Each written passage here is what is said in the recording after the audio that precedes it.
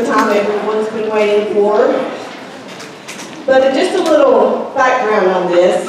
When Sheila was right, she and I talked about this long before anything was done here on this ground and before Life Point ever came to be. And we talked about doing this.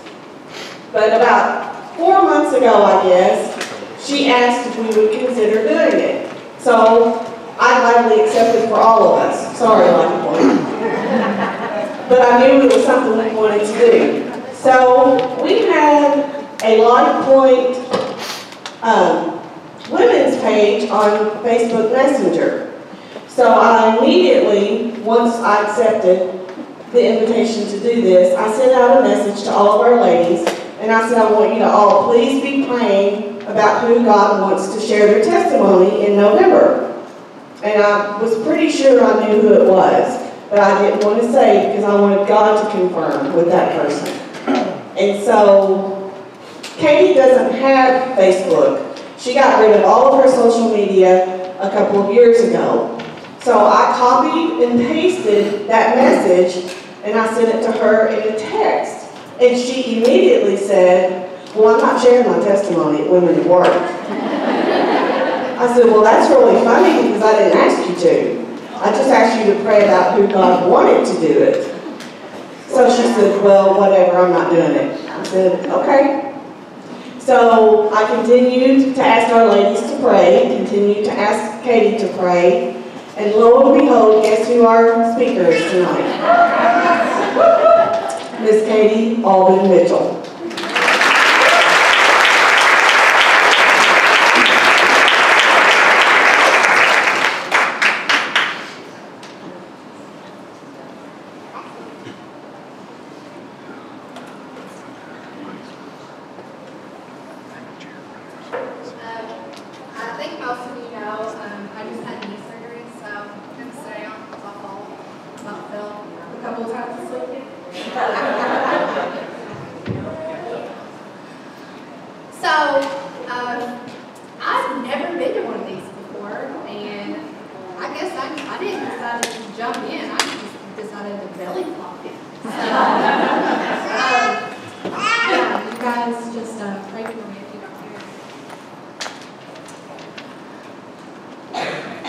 When she arrived at the cliff in the valley, there was no room for herself or fear, for she knew God had brought her this far, and He would be with her here.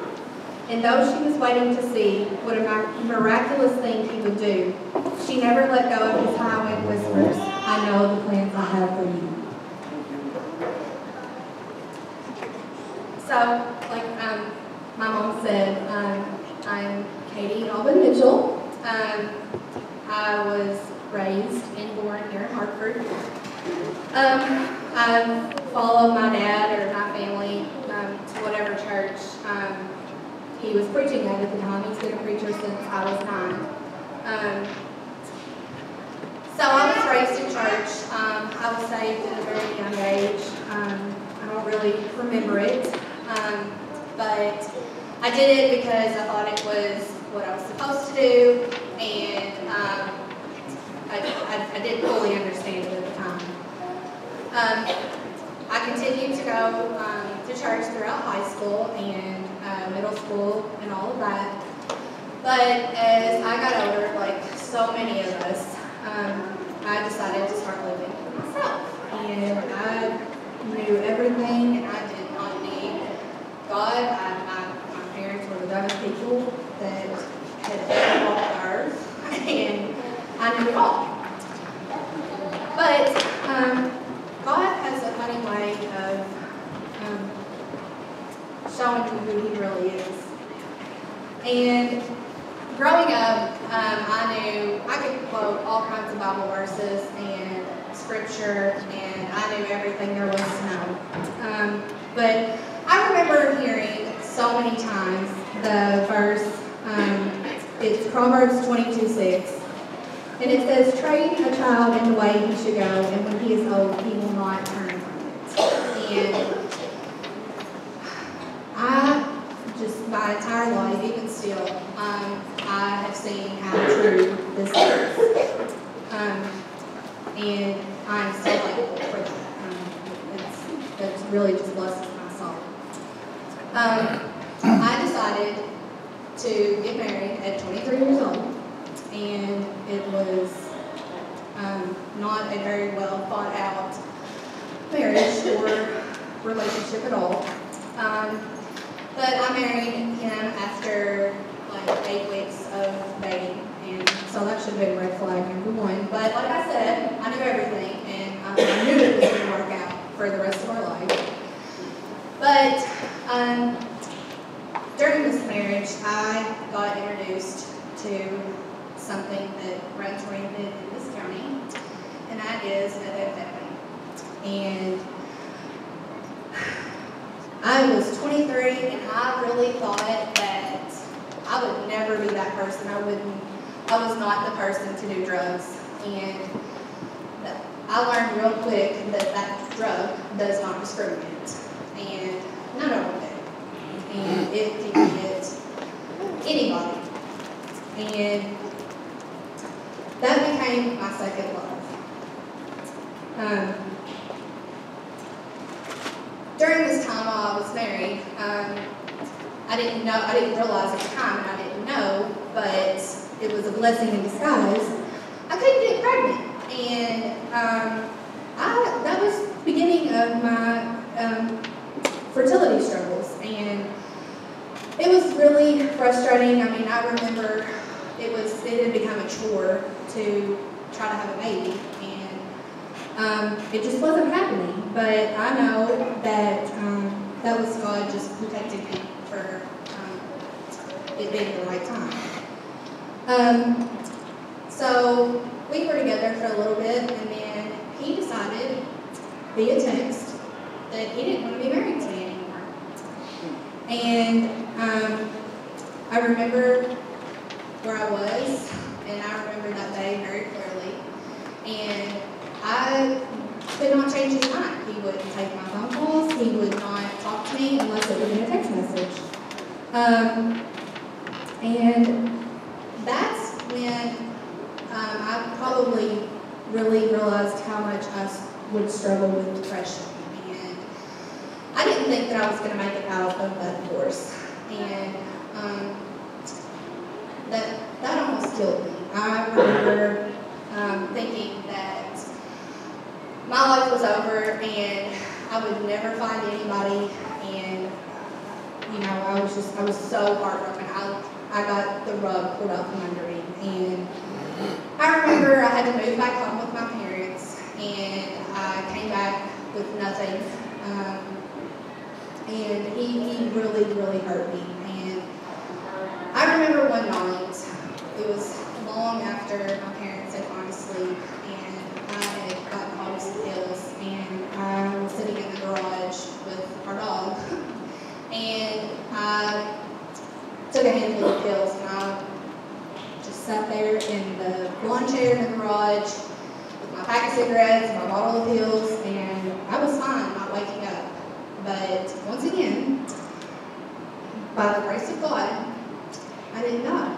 Because I don't know I don't think that if I would have died then, I would be in hell. And so I should have known then that was another red flag from God, trying to show me that He had bigger plans in store for me. Instead of actually grieving and trying to cope with dealing with a divorce, I decided to numb the pain with drugs. And I continued on this path for 2 years, and it took me a really, really long time to pull myself back together, even a little bit. I wasn't working at the time, and it took me a really long time to be able to find a job because I couldn't pass a drug test, and I had no self-worth. And my favorite movie, I'm sure, I don't know how many of you have seen it, my favorite movie is Fight Club. And in that movie, there's a character that says, it's only after we've lost everything that free to do anything. And I bet that Fight Club has never been quoted in one of the words, or probably in church. But, you know, I really think that God can use anybody or anything to speak to somebody. And that is a very true statement. And that was the beginning of God starting to break me down so that He could build me back up to the person I am today. I continued on this road of drug and not really alcohol. It was really just meth. I went hard at it for 2 years. And December 6, 2014 was one of my lowest moments. I'm not going to say turning on, but I don't remember a whole lot about that night, but I remember that me and my sister had a house in Hartford at the time, and I had just gotten a job, and we decided to go to, it wasn't even a party, I just decided to go hang out with one of our friends. And somebody else was there, and if you're a pretty girl, you don't have to do things for drugs. They didn't give it to you, and they didn't give it to you freely. And I don't know if that's vain or not, but sorry, I mean, pretty much anybody, if you're a girl, you can get drugs for free. Without having to do anything. But somebody was there, and of course, he was like, hey, you want to go smoke? And I was like, sure. And I ended up getting really high, and I know that I had started drinking with that, and I'd been really sick, and I was on some antibiotics and some other stuff for something like a cold or a respiratory infection or something.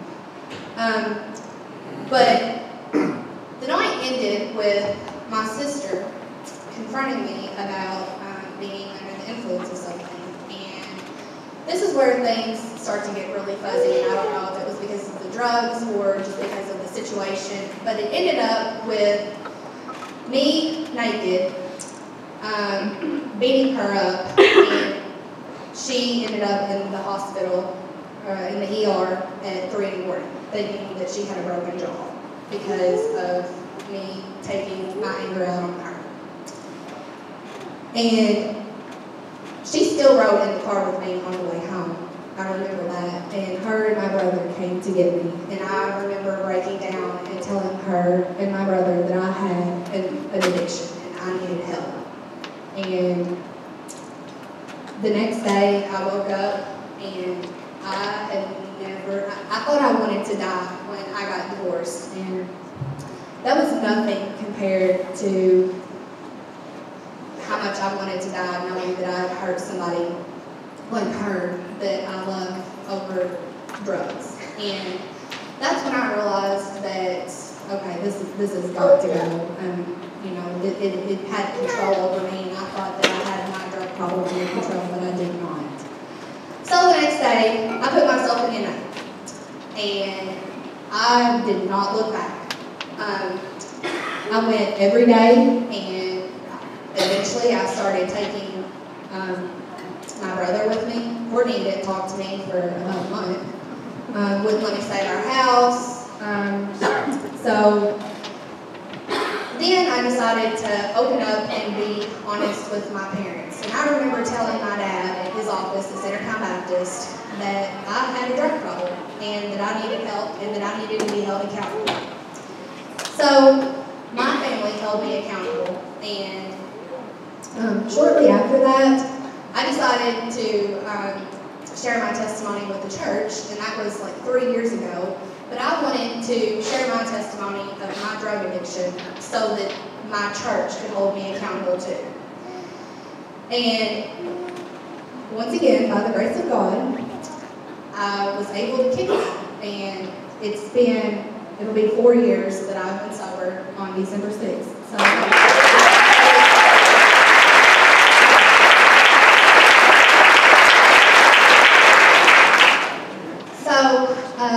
I got off the drugs, and I got off of the alcohol, So let's fast forward a little bit to 2016.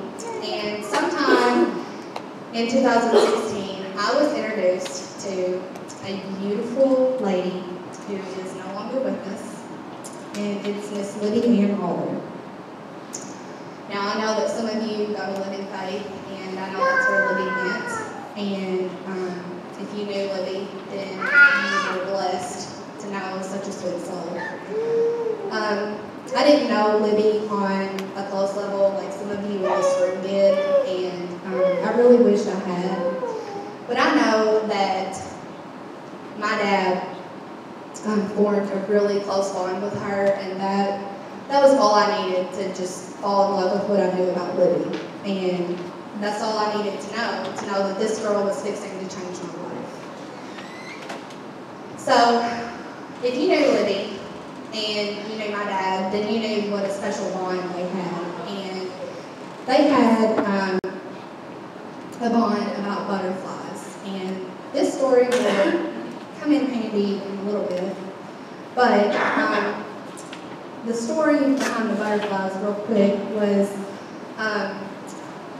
he had sent, I know he sent her morning devotions every day. And I know one day he sent her a devotion, and it was talking about not conforming to this world, but transforming yourself into a better Christian, a stronger Christian. And he used the comparison of a caterpillar turning into a butterfly. And Romans 12:2 says, "Do not conform any longer to the pattern of this world, but be transformed by the renewing of your mind. Then you will be able to test and approve what God's will is, His good and pleasing and perfect will." I watched Libby transform into a beautiful butterfly in the last couple of months of her life.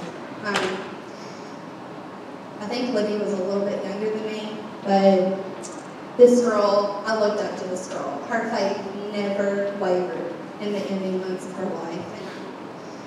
And, you know, I can't even imagine being 25 years old and knowing that I'm not going to live. And, you know, I've admired her so much.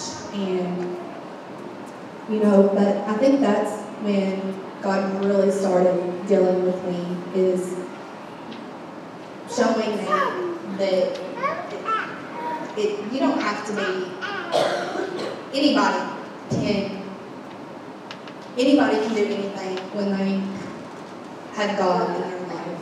And this is what I admire the most in Libby. And Libby, I don't know exactly when I really started to know. I don't know when my dad sent that text to Libby, but I know that on October 26th, Libby went on to be with the Lord. And she, even after her death, she opened my heart and my eyes to a part of me that I did not know that existed. So it's been 4 years since, at this time it had been, or 3 years, I'm sorry, since I got my divorce and had come out of a bad relationship, one that was very abusive, and had a really bad habit of picking bad people, bad guys to date. And I was really down on myself with not being married and not having any kids. And, you know, I was back at my parents' house. And for a 27-year-old, you know, that's kind of messes with my head a little bit. I really decided that, you know, my life is not going like I thought it would go. But, you know, I don't think anybody's life ever goes like they planned for it to go, because it gets in the way. God gets in the way. So, you know, I was like, I give up. And I remember it was my dad's birthday, and I just had a complete breakdown. That was the day that I got off of social media, like Mom said. And I don't know what it was that spawned that. I think it was just all of the negativity was just sucking the life out of me. And I I did not know who to talk to, and I remember I messaged Stacey Boyd on Facebook, and I hadn't talked to her in probably 5-6 years, so maybe longer, I don't know, and asked her to call me, and I spent like 2.5 hours of my dad's birthday on the phone with Stacey, and that was a very encouraging talk, and I'm forever grateful for that talk. And I began to, I got rid of the social media, and I decided that I can't change any of this negativity out there online in the world, but I can remove myself from that situation, and I did. And I have not looked back. So if anybody, just keep that in mind. It's good to purge yourself from that stuff because it's just crap, okay? So, I get on there sometimes on Courtney's, I say it's our joint account, and I'll look at like dog videos or something, and like I asked for dog pictures for my birthday this year, and that was the coolest thing ever. So, it can be cool. But, I just fell off the grid, and I loved it. I began to read my Bible, and I got so enwrapped in God, and I just remember thinking I had never felt this blessed, and I had never felt this sense of peace in my life as I do now. I stopped looking for acceptance and love and self-worth in the things of this world. I quit looking for a guy. I found my worth in God. And I saw that just because you're a Christian or just because you go to church, it does not mean you don't have fun. I remember, Life Point, we were so many in the community center at this time, but we have had so much fun. So if anybody in here is without a church, go. I don't care where you go, but you are always welcome at Life Point. As long as you're in church, go. But I got really, really in tune with God. And about a month before this breakdown, I had decided to go on a date with somebody that I met 10 years ago. And he ghosted me. He was 2 hours late getting to our date, and I remember calling mom and I was like, hey, this guy is late. How long should I wait before I'm like, okay, forget it. And she was like, well, let's give him the benefit of the doubt, And he finally texted me, and he's like, oh my gosh, I was living in a house, so sorry, I'll be there soon. And then he didn't talk to me. We had an awesome time, and then he just didn't talk to me for 2 months. And he finally texted me like a month later, and he was like, or a month and a half, and he was like, I'm so sorry, I got so busy at work. And he was like, I'm not seeing anybody else. He's like, I'm going to see you again. So, actually, God just, everything happens in his time, and he is so funny. He's got joys. Because 2 years ago today, he took me on our second date, and haven't looked back. That man is now my husband. And his name is Albin. And, I was really quick to see that God is faithful, y'all. And as soon as I stopped looking for my worth and my happiness, God brought me my husband. Now, he's got his flaws, and married life is hard, you all know that. But, God showed me right there that my eyes are fixed on him, that he's going to bless you. And, you have to be faithful to him. So, Daniel and I got married on March. I don't ever get married. May 13th, 2017. And I remember a little bit after we got married, we started talking about when we wanted to have kids. And I was having some girl issues, so I just decided to go to the doctor and be proactive and get some information on, what all was going on, so that whenever we did decide to have kids, that, you know, if we could. And because I had this plan that I wanted to be married and have a kid by the time I was 30. And, you know, I'd got the married part down, and I got my husband, and, you know, so I had a little bit of time before I was 30, so I was trying to be proactive. So I think it was in July of last year. I went to the doctor for some problems, and they ended up doing an ultrasound.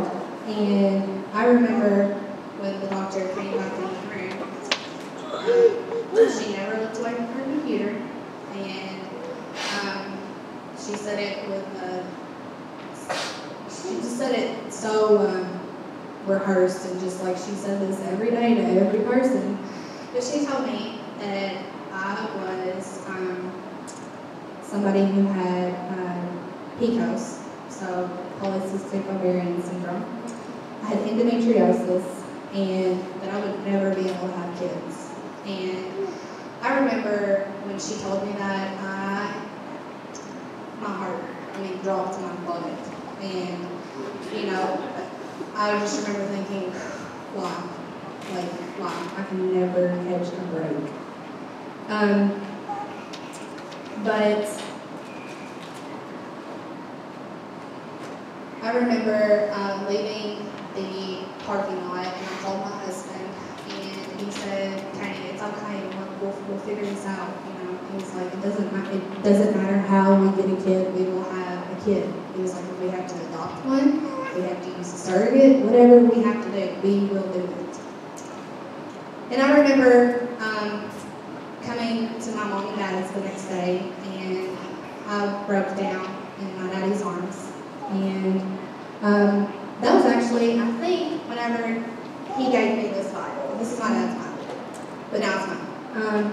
And I remember my mom, if you know my mom, she is like the annoyingly upbeat, always positive person, you know, and, you know, I'm sitting there bawling, and she whips out of her purse a bottle of mustard seeds. And she was like, "I want you to carry these around with you." And I was reminded of Matthew 17:20, and it says, "He replied, because you have so little faith.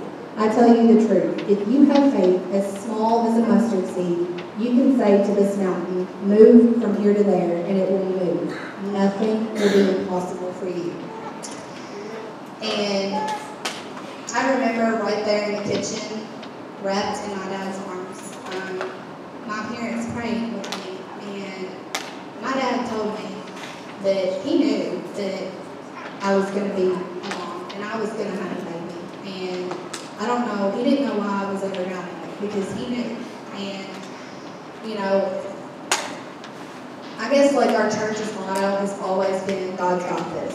And I have heard that a million times. And, you know, you forget it all the time. And, you know, he said, "Cati, God's got this."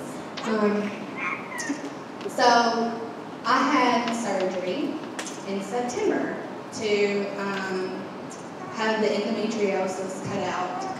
And they opened my tubes, and I don't really remember what else they did, but she said that with this surgery and fertility medicine that I should be able to get pregnant. So I had this surgery, and I ended up having some complications, and I ended up back in the hospital. And it was a really kind of scary time. I just didn't really have a clue what was going on. But I got all that cleared up, and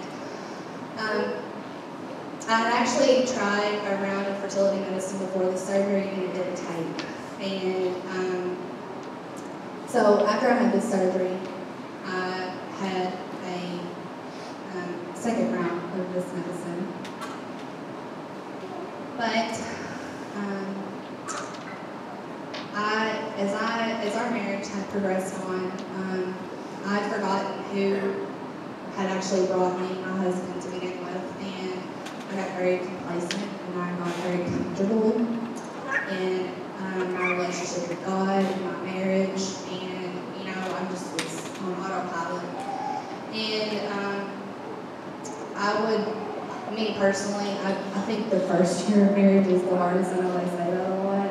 I think it is. And one day, I don't know the date offhand, but Daniel and I got into a fight over, I can't remember, it's something that's not important. And we're both hot-headed, and he asked me to leave and told me that he would have divorce papers drawn up and signed. So I remember calling my parents on a Sunday afternoon, and I was hysterical, and just ugly crying, snot hanging out everywhere. And they came and got me. And I'd been on this fertility medicine again. And you got windows that you gotta do the deed, So I remember, during the week, I was like, crap, I missed my window. And I'm just like, this is not ever gonna happen for me. And so, looking back now, that was me trying to force something once again. And we ended up working it out, thank goodness. And went back home. And I remember the night that I got back home, it was on a Thursday, and I hadn't said anything to him, but I was just like, okay, I missed my window of opportunity this month, and that's just, I hear you, God, and I know that this is you telling me that it is not the right time. So I'm just gonna chill out on it, because once again, it was becoming a chore, and it just wasn't fun like it was supposed to be. Sorry.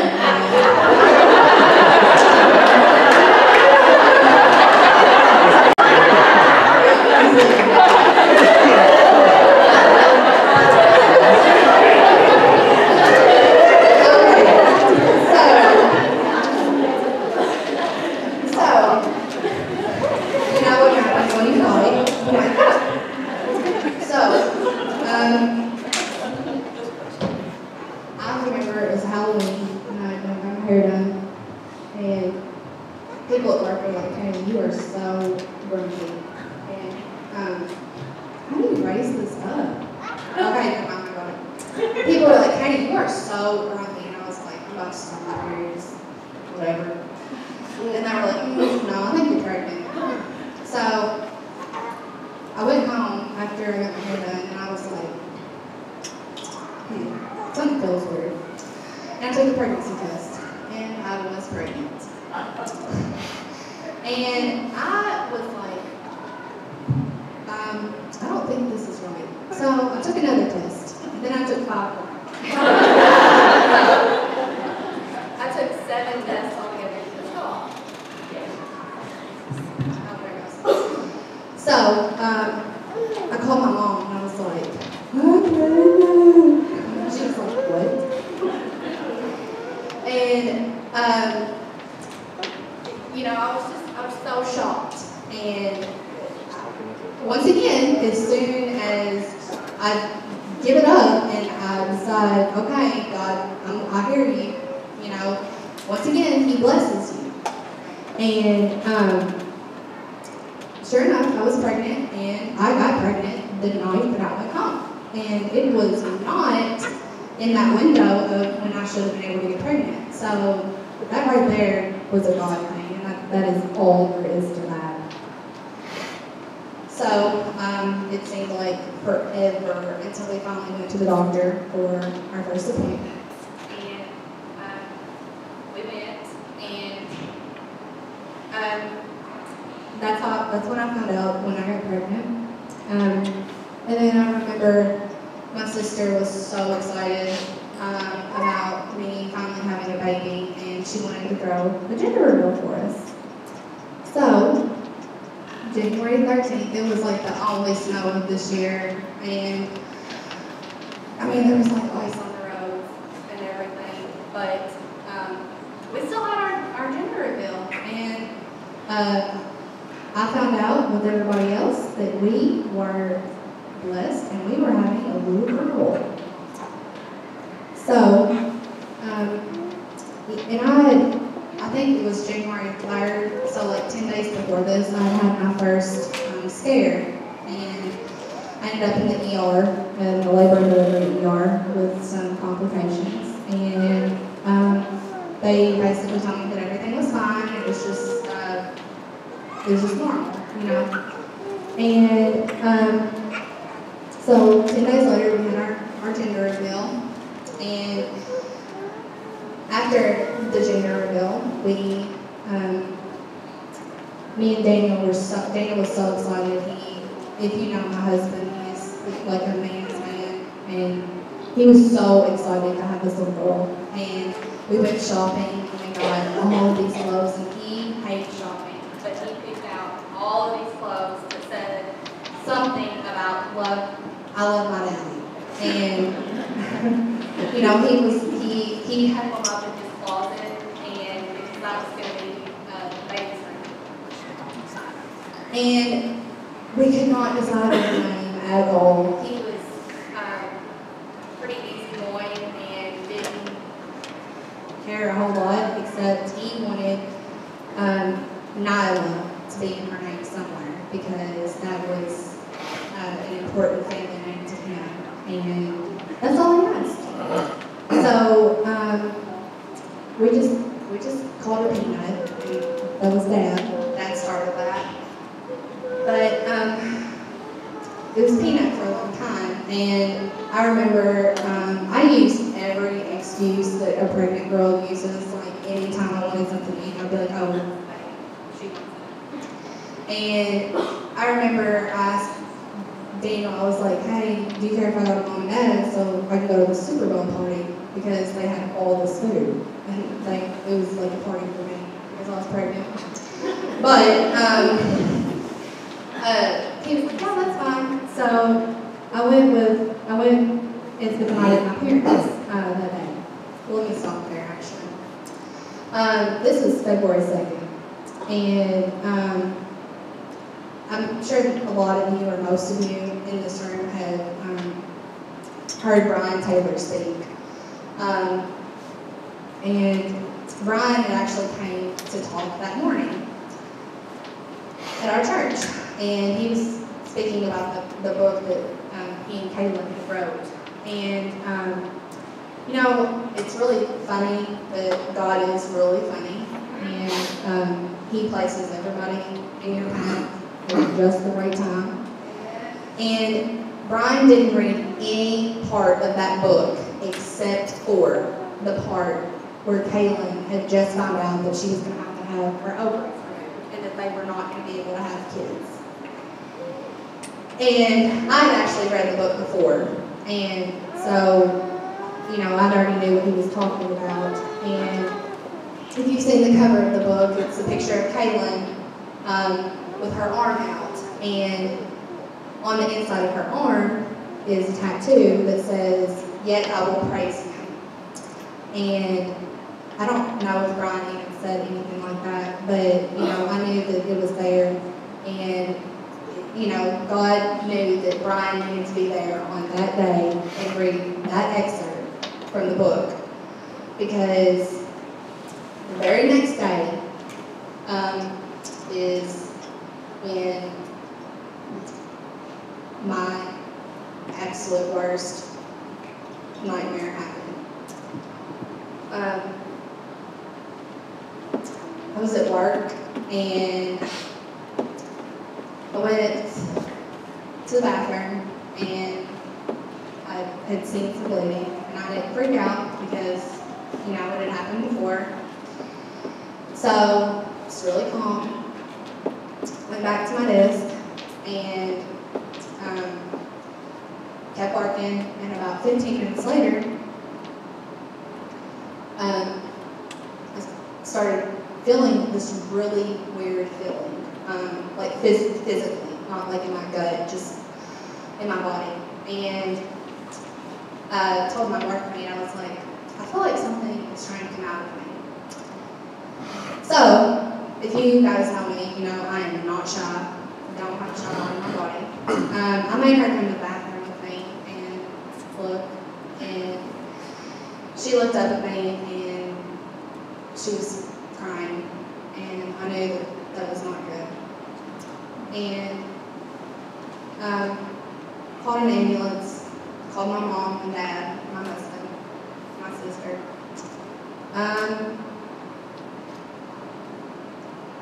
And go straight to the ER, the labor and delivery ER.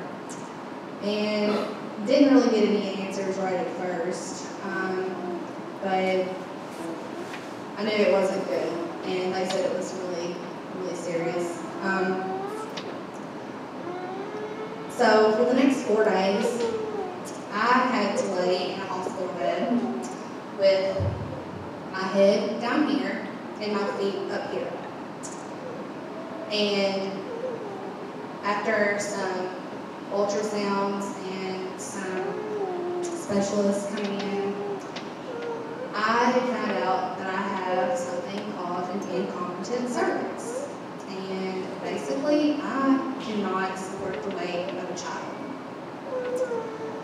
So, that feeling that I felt was my baby trying to come out. And I had fully dilated, and they were hoping that by me laying with my head down lower than my feet, that gravity would do its thing and she would go back up where she was supposed to go. And then they were going to stitch me shut until I was a little bit farther along.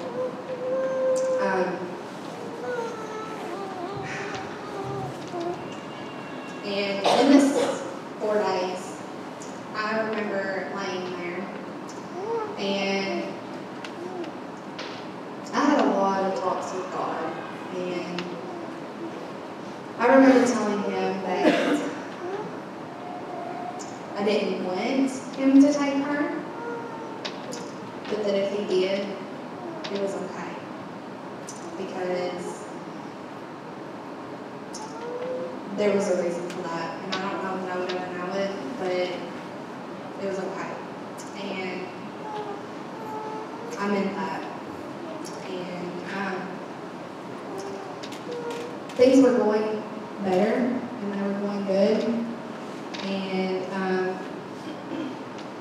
you know, I guess that Brian, I don't guess, I know Brian coming the day before, and you know, being introduced to Lydia a couple of years before, you know, I just had this calm over me, and I guess part of it was like that motherly instinct, just what you feel your baby feels, and I had to do everything that I could to protect her. So if I got all riled up and nervous and freaking out, then she was going to do that, and I didn't want that for her. But I remember I just kept thinking, even though this sucks so bad, and you know, I told God, she's yours. You know, you gave her to me. She belongs to you. All I could think about was, yet I will praise him. And something else that Caleb had said that was, don't listen to the devil even when he's telling the truth. And you know, those words just rang out so loud to me, and that is what I thought about the whole time that I was in there. And things were, like I said, they were going a little bit better, and she had moved back up in there, and they had told me that you know, that things were improving, but you know that I was still like 3 or 4 weeks away from her actually having a fighting chance to survive, and that while you know they would do everything they could for her, I was the #1 patient, and that if I went into labor, that they couldn't stop it. And So I was warned of that, or they warned me that could happen.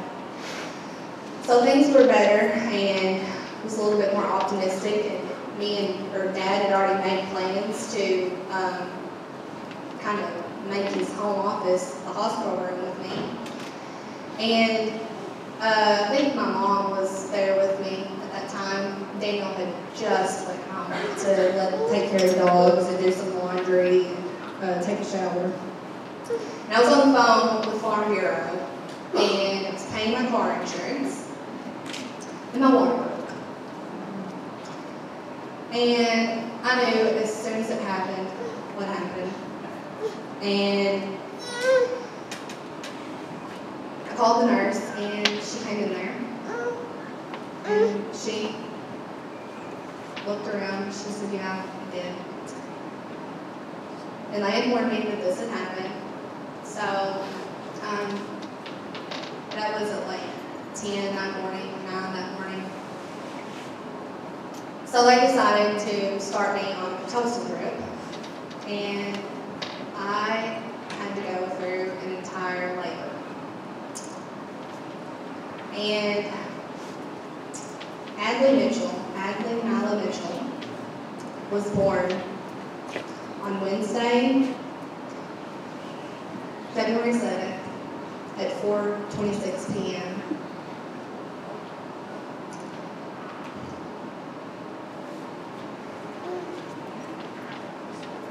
She was 7.4 ounces and 8.5 inches long, and she had her daddy's name.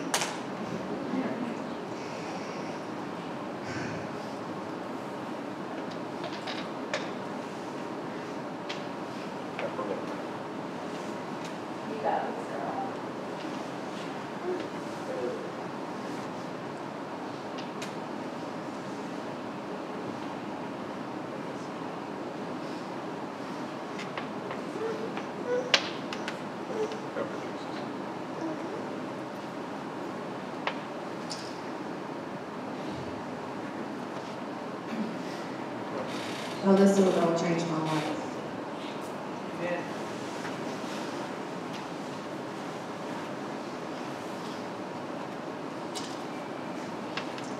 She was born into heaven. She was never on this planet. And I'm so grateful for that.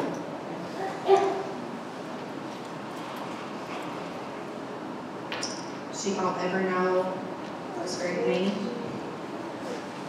She won't ever know a broken heart. She won't ever know any sickness. She won't know anything except for perfection.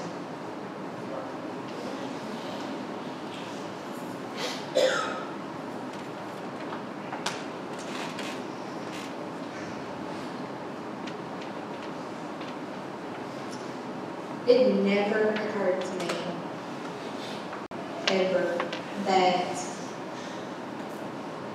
I would lose my baby once I got out of that first trimester, because the chances of you losing a baby are so slim.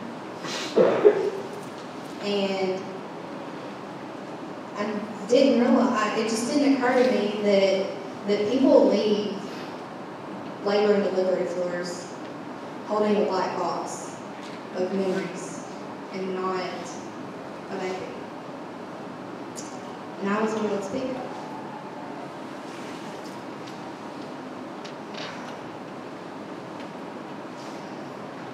So, once again, I didn't say this at the time, but I was so calm and I was so collected, and I had such a sense of peace the whole time that I was in the hospital. And it was because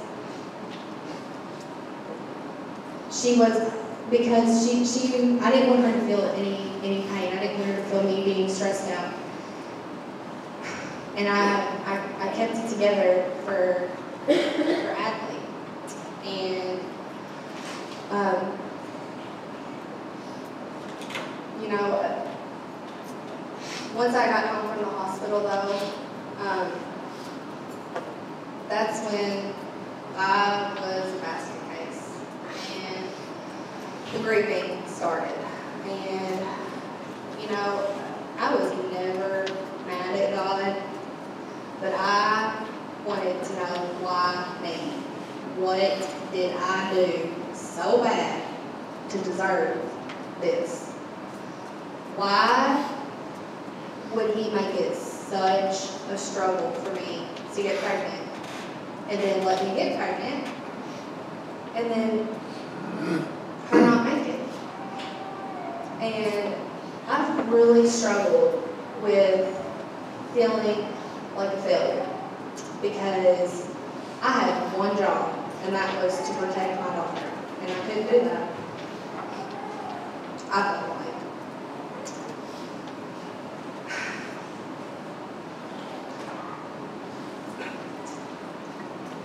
And the grieving came out in a lot of ways, but for me, it was anger.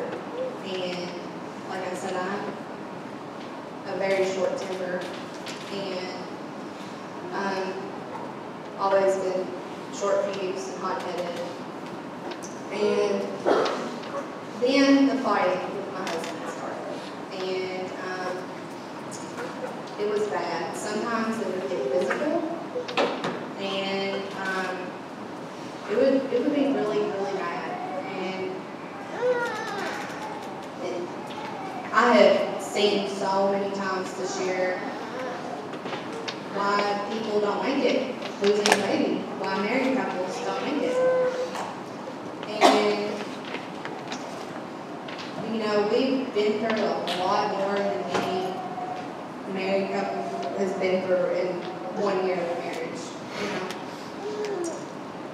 And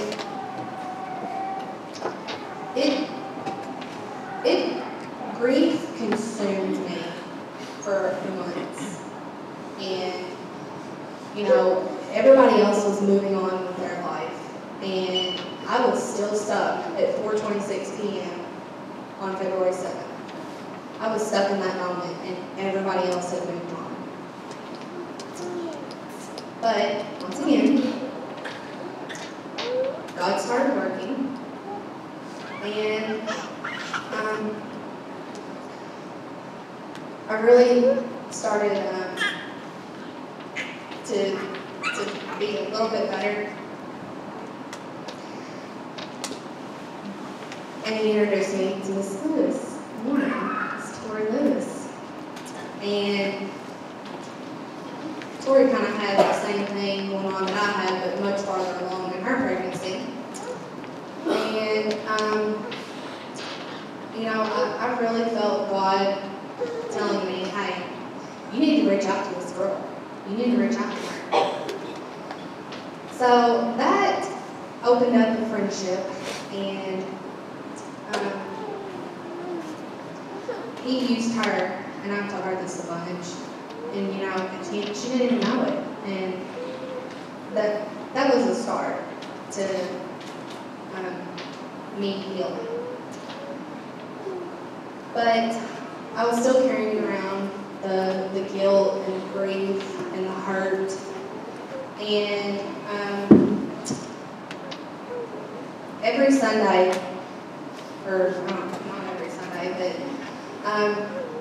Mom is, once again, like I said, she's just this never gives up, annoying. She's constantly saying, does anybody feel led to give their testimony? Does anybody feel led? And nobody had given their, well, this was not me. Nobody had given their testimony in a little bit. Maybe not, I don't know, maybe they had. But I kind of bounced back and forth between here and Delville, because I live in Hancock County.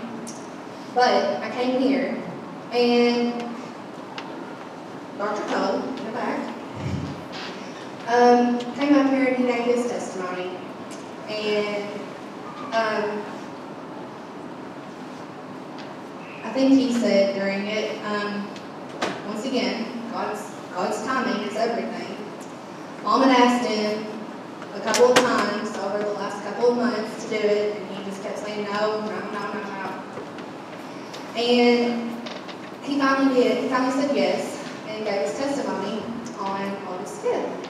And while this situation was a lot different than mine, it had the same principles. And he talked about carrying bitterness around and for so long, and that he prayed for peace, and how he came up to this altar.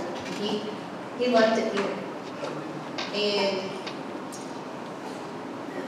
God used Darby to tell me, hey, it's time to hang this up. Because, once again, he's got this, and he's had this. He had this a long time ago. And I came up here and I laid every single ounce of hurt and madness and frustration and guilt at this altar. And I broke down like I have never broke down before. And, you know, I've really been struggling with why I've been hearing about all of these people having like just this turning moment in their faith, and like that's just when it clicked with them, and I hadn't had that, and I was just like, why have I not had this? I feel like I should do this. But that day was my turning point, so that was like 5 months ago, and you know, Darby was never supposed to share his testimony before that day, because if it had been any earlier than that, I don't think that I would have been able to lay it down like I did that day. And that's why I can talk about this, and I'm not, I don't sit here and cry like I used to. And, you know, I love talking about my daughter, because she's awesome. And, you know, God's using her, and, you know, He's letting me reach out to other people. But, you know, I got a sense of calmness and peace that day, and,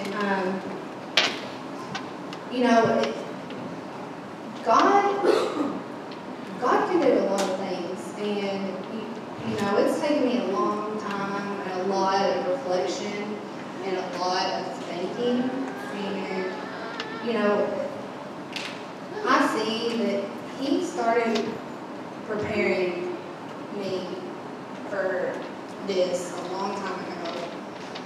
And He started it with Libby, I think. And,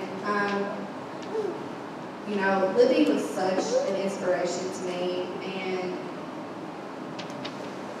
you know, she is one of the reasons why I decided to try to clean up my life a little bit. Back a couple of years ago, right before I met my husband, and like I said, you know, I was so fixed on God and my relationship with Him, and I was not worried about any outside influences, that, you know, it reminds me of the story about Peter walking on water, and, you know, he was walking on the water, and then as soon as he realized what he was doing, and he noticed the winds and the storm, that's when he began to sink. And, you know, Jesus said, "You're not having faith." And that is exactly what had happened once I got comfortable and I got complacent with my husband and in our life. And, you know, I very quickly let God slip out of the #1 spot, and I replaced it with my husband. And then once we started trying to have a baby, I let that become my first love. And that was what consumed me in my thoughts. And I hadn't even realized that until somebody else who had similar struggles like me had pointed this out to me. And, you know, it's just really, it's not even funny, but it's just so crazy to think about how God can humble us. He's so quick to humble us. And, you know, we get mad about it a lot. And once again, my mom, you know, says, nobody can make you mad. You choose to be mad. And that is so true. It's so frustrating to hear at the moment, but it's true. You know? And a lot of us get so mad over God stepping in and doing his thing. But, you know, over the last 5 months since Darby was obedient and faithful, I have had a sense of peace and a sense of purpose and a sense of direction that I had not ever felt before. And you know, I've had that turning moment in my life, and I'm so thankful for that. And you know, I finally did it. And you know, I don't know why God wanted my baby when he did. I'm glad he took her, because I don't ever have to lay down at night and wonder, is she not doing something she shouldn't do? Is she okay? Is she in the ditch? You know, I know that I will see her again one day. And Amen. you can't want anything else as a parent, I don't think. I mean, I'm not a parent, but I mean, I would imagine you can't want anything else. But I have concluded that Natalie was never supposed to be mine. I was supposed to be her earthly mother, but there are 2 girls in heaven that I know are taking care of her. I know they are, especially Lily. And, you know, God knew that I was supposed to know Libby when I did, and I was supposed to hear Kaylin's story the day that I did. And he knew this long before Adley was ever conceived. And, you know, perspective is everything. And, you know, I can sit here and say, poor me, my baby died, you know, and just have this pity party and just let that set the tone for the rest of my life. But I went on the Emmaus walk this weekend, and it'll change your life. And, you know, I just stopped and thought, okay, my baby died. But, you know, I didn't have to watch my son die on a cross. And, I mean, I can't even imagine that. And, you know, when you think about that really puts things into perspective. Amen. And it is all about perspective, all. And I've learned that I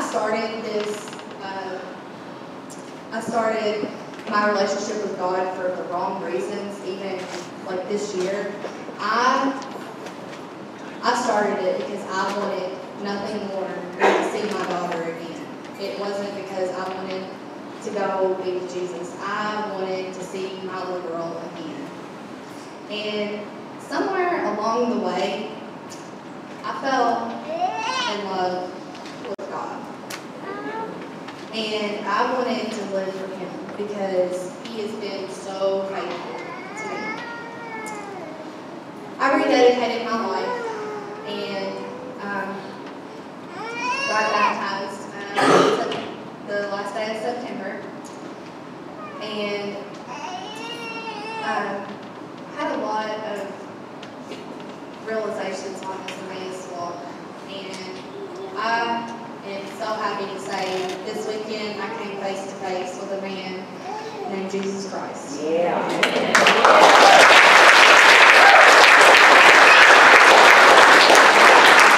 And all of this is because I finally met somebody named Albin that I love more than I love myself.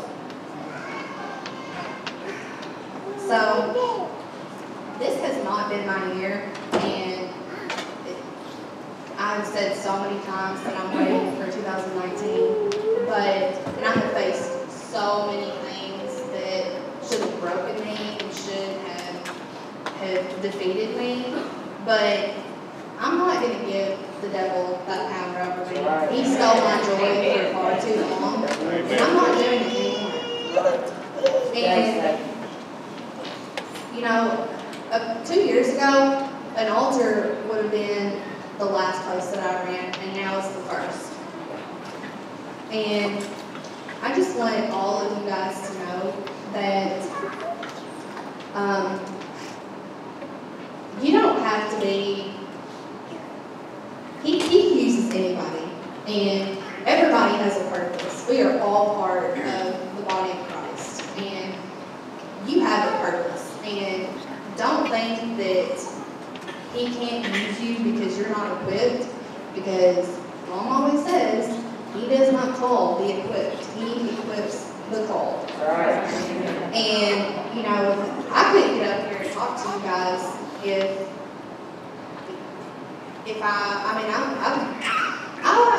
before this weekend, I was really nervous about this, and I've not been nervous at all. And, you know, that only comes from God. And, you know, I'm nobody, I don't talk in front of people, I don't do this a lot, that's my dad.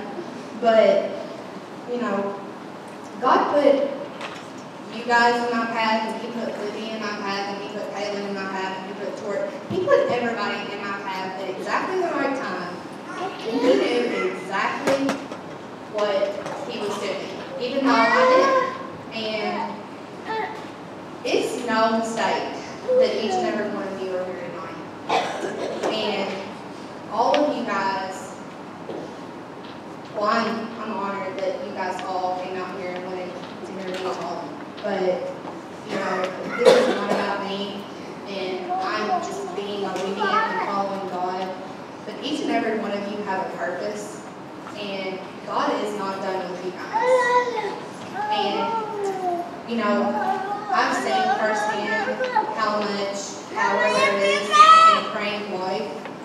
And can you guys imagine what kind of power a room full of praying wives can have? I mean, guys, we can change this county, we can change the state, we can change the world. And, you know, we just have to be faithful, and we have to be obedient. And, you know, I've never, like I said, I've never been to a Women of Birth before, but, you know, I want to tell all of you guys that I have found my worth in the one who created me. And I am so thankful for that.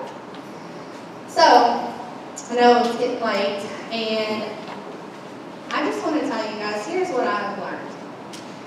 I've learned to praise God even in the valleys. And that is, I have had some of the best talks with God in the midst of all of this trouble and all of these horrible times.